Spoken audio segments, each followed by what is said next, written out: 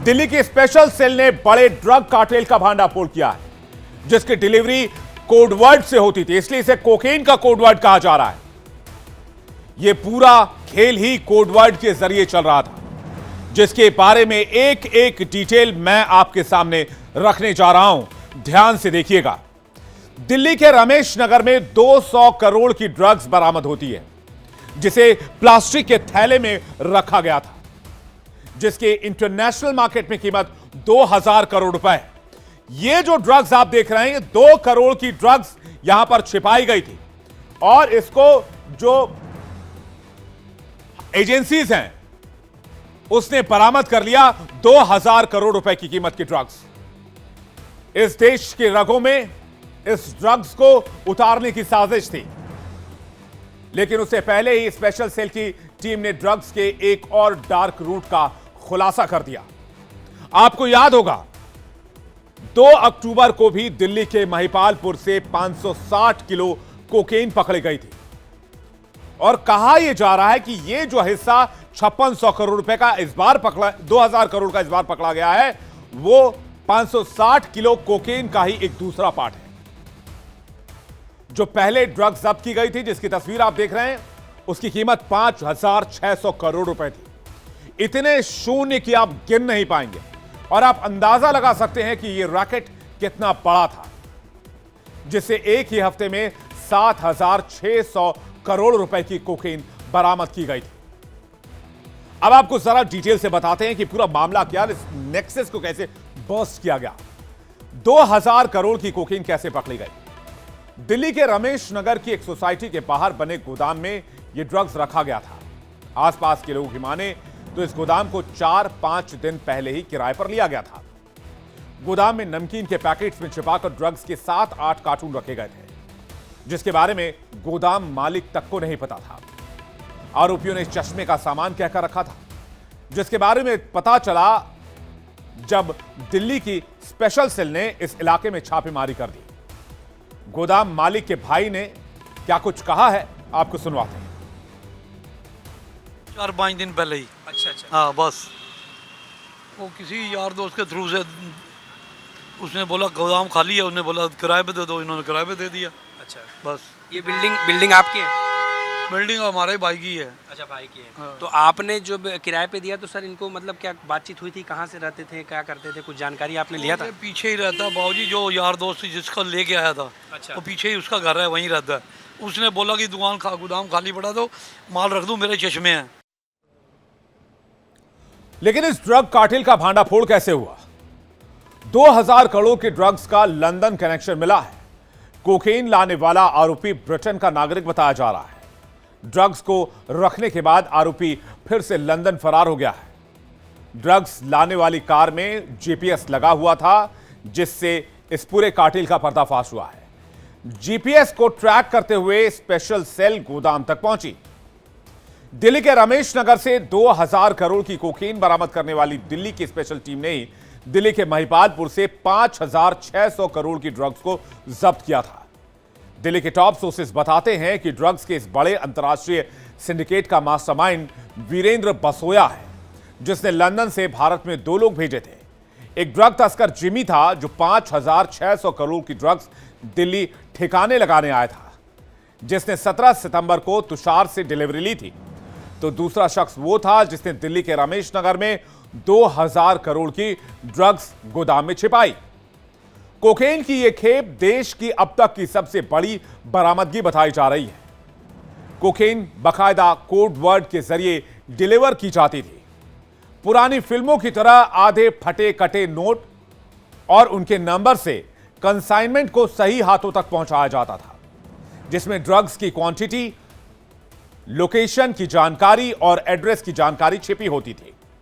Drugs के आते ही cartel के मेंबर एक्टिव हो जाते थे उसे ठिकाने लगाने में। तो विदेश में बैठे अपने आका से नशे के तस्कर पेड एप्लीकेशन पर बात किया करते थे। कई बार गेमिंग एप्लीकेशन का इस्तेमाल करके भी उसके चैट के जरिए ये लोग बात करते थे। दिल्ली में 2 बार में इतनी बड़ी ड्रग्स खेप पहुंची थी। अब तक इस मामले में कुल 7 आरोपियों को अरेस्ट किया जा चुका है। वहीं सिंडिकेट की अब तक 762 किलो कोकेन जब्त की गई है, जिसकी कीमत 7,600 करोड़ रुपए बताई जा रही है, जो अब स्पेशल सेल के कब्जे में है। लेकिन इस बीच एक बड़ी खबर आ रही है। बड़ी खबर इसी खबर से जुड़ी हुई आपको बता दें, ब्रेकिंग न्यूज ये आ रही है कि 7,000 करोड़ की ड्रग्स बरामदगी में ईडी की एंट्री हो गई है। ईडी ने पीएमएलए के तहत केस दर्ज कर मामले की जांच शुरू कर दी है। छापेमारी भी शुरू कर दी गई है।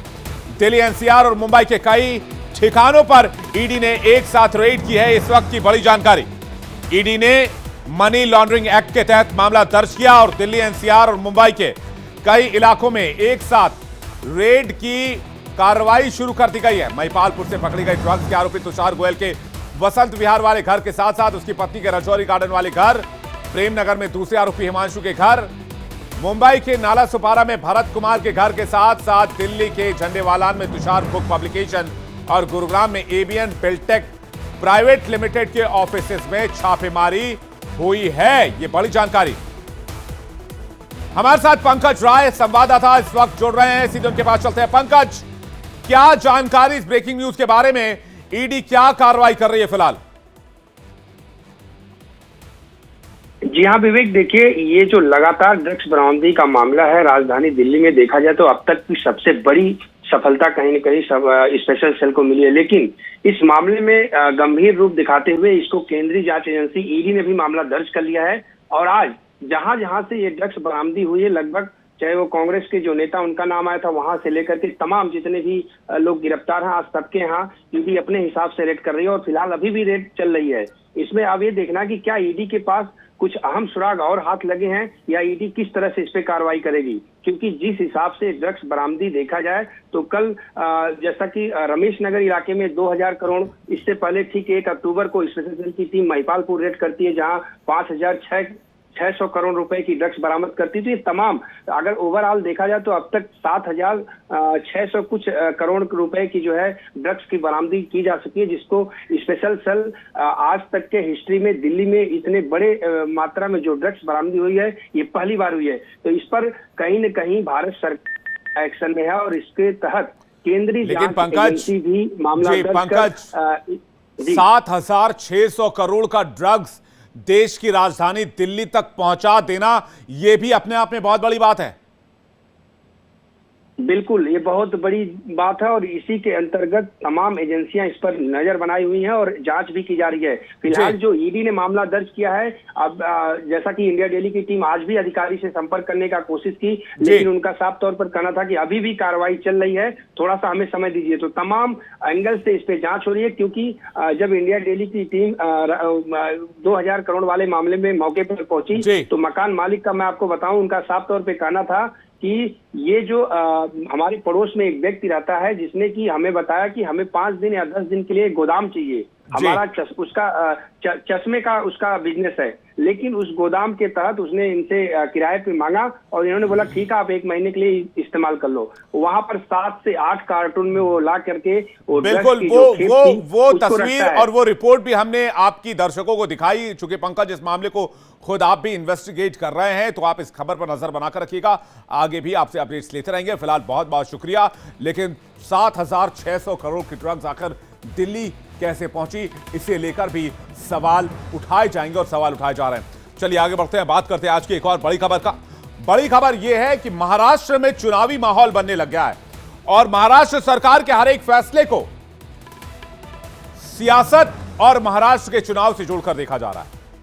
महाराष्ट्र चुनाव के लिए बड़ी खबर मैं आपको बता दूं कि 1-2 दिन में आचार संहिता लागू हो सकती है, क्योंकि दशहरे के बाद चुनाव आयोग कभी भी प्रेस कॉन्फ्रेंस करके महाराष्ट्र में चुनाव का ऐलान कर सकता है। लिहाजा यहां सरकार तेजी से फैसले निपटा रही है। कैबिनेट की बैठक में आज एक बड़ा फैसला हुआ। असल में इस बैठक में ओबीसी, आदिवासी और अल्पसंख्यकों के लिए सरकार ने खजाना खोल दिया है। बड़ी बात यह है कि बैठक में 80 फैसलों पर विचार किया गया, जिनमें से 38 को मंजूरी दे दी गई है। इसी में एक ऐसा फैसला है जिसे लेकर सियासत शुरू हो गई है। यह फैसला राज्य के मदरसों में पढ़ाने वाले टीचर से जुड़ा हुआ है, जिनकी सैलरी बढ़ाने का फैसला कर दिया गया है। दरअसल राज्य सरकार जाकिर हुसैन मदरसा आधुनिकीकरण योजना के तहत मदरसों में आधुनिक शिक्षा को बढ़ावा देने पर जोर दे रही है। इस योजना के तहत मदरसों में पारंपरिक धार्मिक शिक्षा के साथ साथ गणित, विज्ञान, समाजशास्त्र, हिंदी, मराठी, अंग्रेजी, उर्दू जैसे विषयों को पढ़ाने के लिए टीचर्स की नियुक्ति की जाती है। कैबिनेट ने आज जो फैसला किया है उसके तहत अब मदरसों में पढ़ाने वाले टीचर्स की सैलरी बढ़ाई जाएगी। इसके अलावा मौलाना आजाद अल्पसंख्यक वित्तीय विकास निगम का बजट भी 700 करोड़ रुपए से बढ़ाकर 1000 करोड़ कर दिया गया है। जाहिर है इन फैसलों को चुनाव से जोड़ा जा रहा है, चुनाव से जोड़कर देखा जा रहा है। मदरसे में पढ़ाने वाले इन टीचर्स में से डीएड डिग्री रखने वालों को फिलहाल 6000 रुपए का भुगतान हो रहा है, जिसे बढ़ाकर 16000 कर दिया गया है। इसी तरह माध्यमिक स्तर पर बीएड और बीएससी एमएड योग्यता वाले टीचर को 8000 रुपए मिल रहा था, जिसे बढ़ाकर 18000 रुपए कर दिया गया है। सरकार के इस फैसले पर मुस्लिमों के नाम पर राजनीति करने वाली एआईएमआईएम खुलकर सामने आ गई है और इसे सरकार का दोहरा चरित्र करार दे दिया है। पार्टी के प्रवक्ता वारिस पठान ने कहा है कि हमारी पुरानी मांग रही है, लेकिन सरकार एक तरफ तो मदरसे के टीचर की सैलरी बढ़ाती है, दूसरी तरफ समाज में मुस्लिमों के खिलाफ जहर घोला जा रहा है। इनको पता है कि महाराष्ट्र में चुनाव होने वाले 1 महीने के अंदर, तो अभी आ गए इस तरह की बात लेकर। बड़ा ही है, उससे बात नहीं, हमको कोई ये नहीं है तरस, मगर बात ये है कि सरकार का 2 मुहैया जो चेहरा है वो पब्लिक के सामने आ रहा है। अब देखिए, एक तरफ तो आप इस तरह से पगार बढ़ाने की बात कर रहे हैं और दूसरी तरफ अपने लोगों को भेजकर मुसलमानों के खिलाफ हर दिन अनाप शनाप बकवासबाजी करा रहे हैं। लेकिन सियासत सिर्फ महाराष्ट्र में गर्म नहीं है, सियासत उत्तर प्रदेश में भी गर्म है और हरियाणा के चुनाव के नतीजों ने इस देश में एक तरह से सियासी हलचल फिर से पैदा कर दिया है। और यह बात मैंने आपको कई बार कही कि हरियाणा के चुनावी नतीजे देश में पॉलिटिकल डायनामिक्स को चेंज करेंगे, सियासी आयाम को बदलेंगे। खबर यूपी से है, जहां बीएसपी की मुखिया मायावती ने आज बड़ा ऐलान कर दिया। उन्होंने अब गठबंधन पॉलिटिक्स से किनारा करने का ऐलान कर दिया है। मायावती ने कांग्रेस बीजेपी जैसी पार्टियों का नाम लेते हुए साफ किया कि भविष्य में वो अब किसी भी पार्टी से गठबंधन नहीं करेंगी। माना जा रहा है कि मायावती ने यह ऐलान हरियाणा चुनाव के नतीजों के मद्देनजर किया है, जिसमें उन्होंने यहां इनेलो के साथ गठबंधन कर चुनाव में उतरने का फैसला किया था। पार्टी ने यहां 37 सीटों पर अपने उम्मीदवार भी उतारे थे, लेकिन पार्टी को एक भी सीट पर कामयाबी नहीं मिली। मायावती की पार्टी बीएसपी को हरियाणा चुनाव में 1.82% वोट मिले। हालांकि उनका यह बयान यूपी में होने वाले उपचुनाव से जोड़कर भी देखा जा रहा है।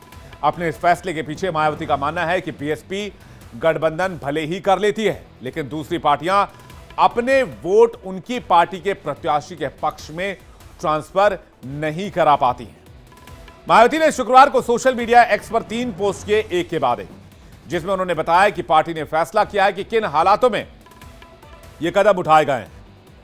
इस दौरान उन्होंने यह भी बताया कि पार्टी ने कई राज्यों को लेकर समीक्षा बैठक की, जिसमें सभी का मानना था कि अब गठबंधन से दूरी बना लेनी चाहिए। क्या लिखा है मायावती ने सोशल मीडिया एक्स पर, यह आप भी देखिए।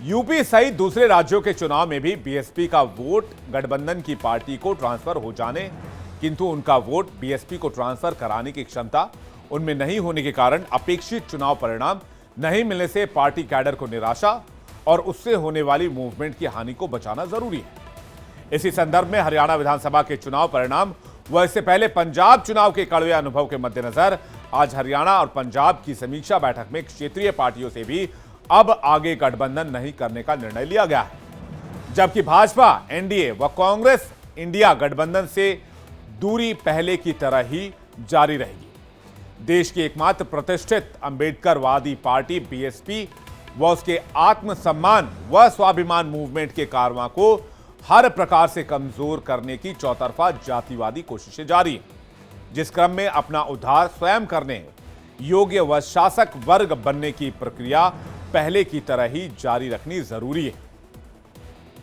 यानी मायावती भले ही बात कह रही हूं अकेले चलने की, लेकिन 2019 के लोकसभा चुनाव में जब उनका गठबंधन यूपी की सियासत में समाजवादी पार्टी से हुआ तो 2014 के चुनाव में हाशिए पर आई मायावती की पार्टी बीएसपी ने 10 लोकसभा सीटें जीती, लेकिन जब समाजवादी पार्टी महज 5 सीट पर सिमट गई थी। वैसे गठबंधन को लेकर यह दुविधा या मुश्किल सिर्फ मायावती के सामने नहीं है, बल्कि समाजवादी पार्टी के सामने भी है, जो इंडी अलायंस का हिस्सा है और लोकसभा में देश की तीसरी सबसे बड़ी पार्टी। हरियाणा चुनाव को लेकर कांग्रेस के साथ गठबंधन में लगे अखिलेश यादव आखिरी दौर तक कोशिश करते रहे कि कांग्रेस के साथ सीटें साझा की जाए, लेकिन कांग्रेस सीट बंटवारे का रास्ता नहीं निकाल सके। फिर जब नतीजे आए, अखिलेश ने कांग्रेस पर वार किया तो सभी को लगा कि गठबंधन खटाई में है, लेकिन एक दिन पहले ही अखिलेश ने यह कहकर कांग्रेस को राहत दे दी कि यूपी चुनाव या यूपी उपचुनाव के लिए दोनों के बीच गठबंधन रहेगा। अखिलेश यादव का वो बयान आपको सुनवाते हैं। सर, जनता से सुना है कि आप अकेले लड़ते तो मुख्यमंत्री बन चुके होते, आपने कांग्रेस का साथ लेकर के बहुत बड़ी गलती करी। नहीं, कोई गलती नहीं की। इंडिया गठबंधन रहेगा और साथ लेके चलना का काम हम समाजवादी लोग करेंगे। साथ लेकर के चलने का काम समाजवादी लोग करेंगे। असल में गठबंधन वाला जिन हरियाणा के चुनाव के बाद ही निकला, नतीजों के बाद, उस पर भी कांग्रेस की अप्रत्याशित शिकस्त से, क्योंकि किसी को लगा नहीं था कि कांग्रेस हरियाणा इतनी बुरी तरीके से हार जाएगी। खुद कांग्रेस पार्टी को यकीन था कि 50 से 60 सीट उसकी झोली में आ रहे हैं और हरियाणा में कांग्रेस की सरकार बनने जा रही है, क्योंकि कांग्रेस इतने कॉन्फिडेंस में थी कि उसने इंडिया गठबंधन की दूसरी पार्टियों से सीट साझा करने के लिए बातचीत तो कई राउंड की, लेकिन अंत में हुआ यह कि बात ही नहीं बन पाई। कहा यह जाता है कि लोकल लीडर्स ने कांग्रेस आलाकमान को भरोसे में लिया कि हरियाणा में कांग्रेस पूरी तरीके से जीत रही है, इसलिए अगर कोई साथ नहीं भी आ रहा है तो इससे कोई फर्क नहीं पड़ेगा। जिसका नतीजा यह हुआ कि आम आदमी पार्टी, जिससे सबसे ज्यादा गठबंधन की उम्मीद थी और बेहतर प्रदर्शन की भी उम्मीद थी, उसने कांग्रेस के ही खिलाफ 90 सीटों में से 89 सीटों पर उम्मीदवार उतारने का फैसला कर लिया। और इसका खामियाजा क्या हुआ, नतीजे आपके सामने हैं। यह कांग्रेस को भी पता है। कांग्रेस ने चुनाव में इसका खामियाजा भुगता और नतीजों से साफ हो गया कि गठबंधन नहीं करने का फैसला चुनाव में इंडिया अलायंस को बड़ा डेंट दे गया। यही वजह है कि अब आम आदमी पार्टी अगले साल दिल्ली में होने वाले विधानसभा चुनाव को लेकर यह साफ साफ कह रही है कि कांग्रेस से गठबंधन की कोई बात नहीं है, वो अकेले ही चुनावी मैदान में उतरने जा रही है। चुनाव लड़ेंगे। एक तरफ अति आत्मविश्वास से भरी कांग्रेस है और दूसरी तरफ अहंकारी भाजपा। हम दिल्ली में अपनी जनता के बीच सर झुकाकर अपने काम जो हमने 10 साल में किए हैं वो बताएंगे, उनके बेसिस पर हम चुनाव लड़ेंगे। लेकिन दर्शकों, विवाद सिर्फ गठबंधन को लेकर नहीं है, चुनाव को लेकर नहीं है, विवाद बयान को लेकर भी है, सियासी घमासान बयान को लेकर भी है। और इसके केंद्र में है केंद्रीय मंत्री गिरिराज सिंह। अब गिरिराज सिंह बोले और विवाद ना हो, ऐसा तो हो भी नहीं सकता। केंद्रीय मंत्री और बिहार के वरिष्ठ बीजेपी नेता गिरिराज सिंह नए विवाद में फंसे। यह नया विवाद उनके ताजा बयान से खड़ा हुआ है और यह विवाद इतना बड़ा है कि बीजेपी भी इस बयान से किनारा कर रही है। अब हुआ क्या वो मैं आपको बताता हूं, उसके बाद आपको बताएंगे कि इसका असर कितना हुआ है, क्रिया पर प्रतिक्रिया कितनी हुई है, क्या क्या रिएक्शन सामने आए। दरअसल हुआ यूं कि नवरात्रि के मौके पर मुजफ्फरपुर में एक कार्यक्रम में फलाहार करने के लिए गिरिराज सिंह पहुंचे थे। कार्यक्रम का माहौल ऐसा था कि गिरिराज सिंह जब यहां अपनी बात करने के लिए मंच पर पहुंचे तो मन की बात कर डाले। वो बेटियों के इस पर्व पर बेटियों की सुरक्षा की चर्चा करने लगे। जब एक बार बात शुरू हुई, बेटियों की बात करते करते वो बंटवारे की बात करने लगे और फिर बातों बातों में पाकिस्तान का जिक्र भी आ गया, जिसमें उन्होंने ये बताया कि जब धर्म के आधार पर देश बंटा तो उस समय जो मुस्लिम देश से बाहर जाना चाहते थे और जो नहीं जाना चाहते थे, सबको पाकिस्तान चले जाना चाहिए था। गिरिराज सिंह ने मौके पर ही इसका फायदा भी गिना दिया। उन्होंने कहा कि आज जो लव जिहाद के मामले देख रहे हैं, आज जो लैंड जिहाद के मामले देख रहे हैं, आज जो धार्मिक यात्राओं पर पत्थरबाजी देखी जा रही है, कम से कम वो ना देखने को मिलता। अब गिरिराज सिंह ने कहा क्या वो आपको सुनवा देते हैं। पूर्वजों से भूल यही हुई कि आपने अगर सत्ता के लिए देश को टुकड़े किया, अगर मुसलमान के लिए पाकिस्तान बनाया, हिंदू के लिए हिंदुस्तान बनाया, तो अगर सारे मुसलमान चले गए होते आज हमारी बेटी लव जिहाद में नहीं फंसती। आज कुछ कोई मेरे दुर्गा के मंदिर के बाहर हंगामा नहीं होता, कल कोई हनुमान जयंती के अवसर पर पत्थर नहीं फेंकता, कोई रामनवमी में पत्थर नहीं फेंकता। गिरिराज सिंह ने अपनी बात सिर्फ बेटियों की चिंता पर खत्म नहीं की, उन्होंने यहां हिंदुओं का भी जिक्र किया। जिस समय गिरिराज सिंह ये बातें कर रहे थे उस समय प्रदेश सरकार के मंत्री केदार गुप्ता भी यहां मौजूद थे। एक बार तो अपनी बात रखते हुए उन्होंने अपने बारे में ही बोल दिया कि मैं भी हिंदू नहीं हूं। हालांकि उन्होंने अपनी बात समझाते हुए कहा कि वो किशनगंज जैसे इलाके यानी जहां मुस्लिम आबादी ज्यादा है वहां से चुनाव लड़ना चाहते हैं, लेकिन समीकरण ऐसे हैं कि चाह करके भी चुनाव नहीं लड़ सकते। गिरिराज सिंह की इस बात में ध्रुवीकरण की सियासत का इशारा छिपा था।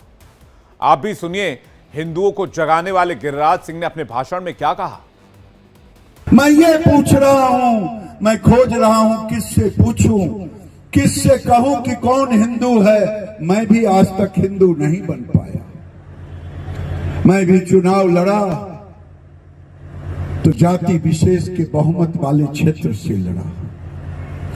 मेरी इच्छा थी इस बार कि मैं किशनगंज से लड़ूं, मेरी जमानत जब्त हो जाए, लेकिन मैं हिंदू बन के लड़ूं जो दुनिया देखे, देश देखे।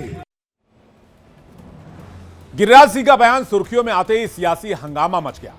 इसकी चर्चा भी होने लगी। मामला जेडीयू बीजेपी तक पहुंच गया। इससे पहले जेडीयू ने इस बयान से किनारा कर लिया तो बीजेपी ने भी गिरिराज का इसे निजी विचार बता दिया। हालांकि विपक्ष ने हाथ में आए इस मौके को जाने देना बेहतर नहीं समझा।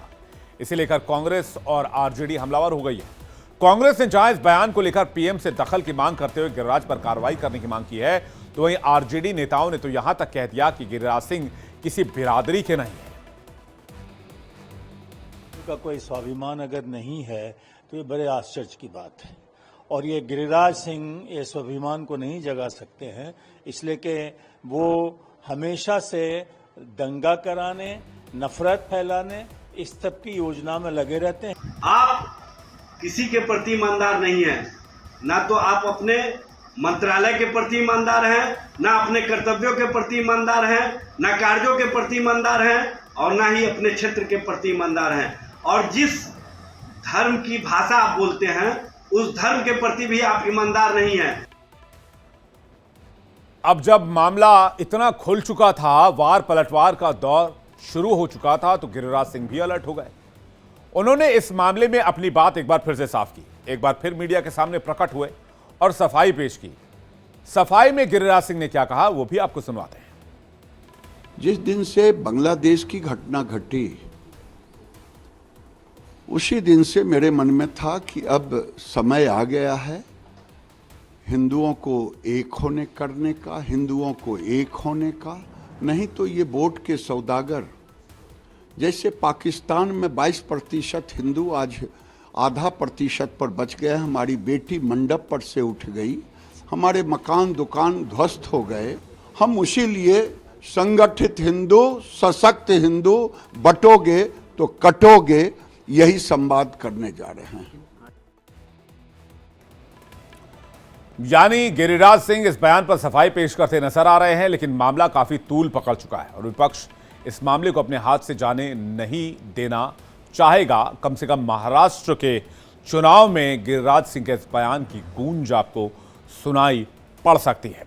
आगे बढ़ते हैं, बात उत्तर प्रदेश की। जयप्रकाश नारायण की जयंती पर समाजवादी पार्टी ने जमकर संग्राम किया।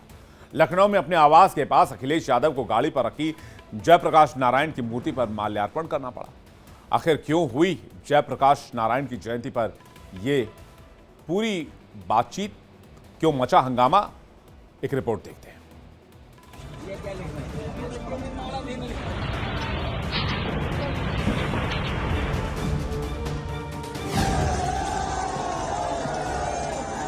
जयप्रकाश नारायण की जयंती के मौके पर राजधानी लखनऊ सियासत का अखाड़ा नजर आई। हजारों समाजवादी पार्टी के कार्यकर्ताओं ने सड़कों पर संग्राम किया। दरअसल अखिलेश यादव जयंती के मौके पर प्रकाश नारायण अंतर्राष्ट्रीय केंद्र जाना चाहते थे। अखिलेश प्रकाश नारायण को श्रद्धांजलि देना चाहते थे, लेकिन सरकार ने एक दिन पहले ही JPNIC को टीन शेड लगाकर बंद कर दिया। अखिलेश यादव के घर के आसपास के इलाके को भी बैरिकेडिंग लगाकर बंद कर दिया गया, लेकिन हजारों कार्यकर्ताओं की मौजूदगी में अखिलेश घर से बाहर निकले और गाड़ी पर लाई गई जयप्रकाश नारायण की मूर्ति पर माला चढ़ाई। अखिलेश ने कहा, सरकार हमें रोकना चाहती है कि हम माल्यार्पण ना करें, लेकिन हम लोगों ने यहां सड़क पर ही माल्यार्पण कर दिया।